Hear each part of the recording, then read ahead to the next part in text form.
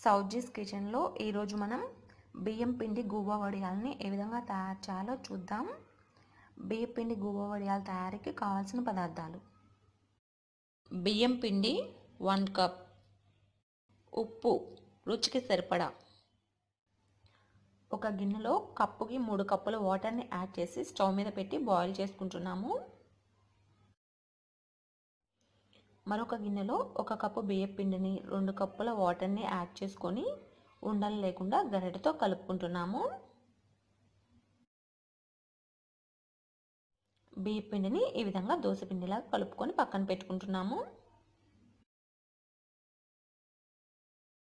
Stove మీద పెట్టుకున్న water boil అయ్యాయి. ఈ వాటర్లో రుచికి సరిపడా ఉప్పుని యాడ్ చేసుకొని కలుపుకుంటున్నాము. ఇందులో ముందుగా వాటర్లో కలిపి పెట్టుకున్న బియ్యం పిండిని యాడ్ చేసుకొని పిండి వాటర్లో కలిసే విధంగా కలుపుకుంటున్నాము. పిండిని వాటర్లో కలుపుకొని యాడ్ చేసుకోవడం వల్ల ఉండలు కట్టకుండా వాటర్లో నీట్గా మిక్స్ అవుతుంది.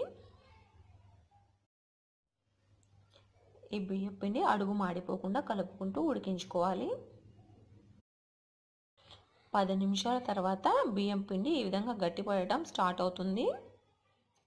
ఈ విధంగా గట్టిపడిన తర్వాత మరొక 5 నిమిషాలు లో ఫ్లేమ్లో పెట్టుకొని కలుపుకుంటూ ఈ బియ్యం పిండి మిశ్రమాన్ని ఉడికించుకుంటున్నాము. గువ్వ వడియాలను తయారు చేయడం కోసం పిండి మిశ్రమం రెడీ అయింది.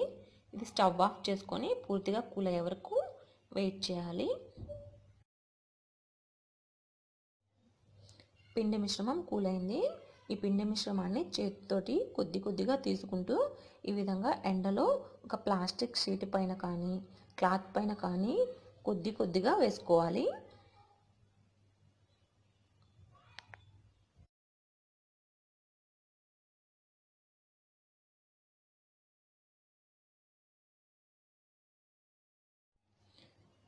ఈ విధంగా మన పిండి మిశ్రమం అంతటిని చిన్న గువ్వలుగా పెట్టుకోవాలి.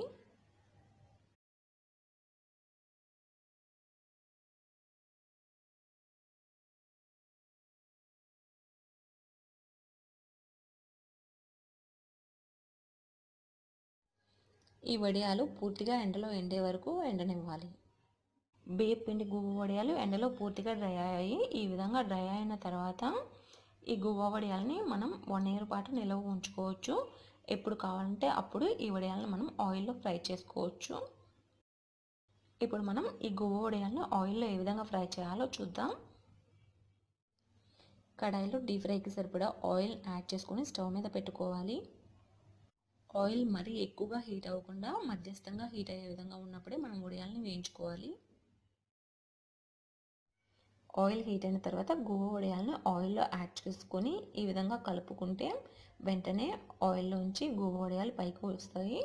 ఇవి కలుపుకుంటూ హాఫ్ మినిట్ వేయించుకొని కలర్ చేంజ్ అవ్వకముందే మనం ఆయిల్లోంచి తీసుకోవాలి.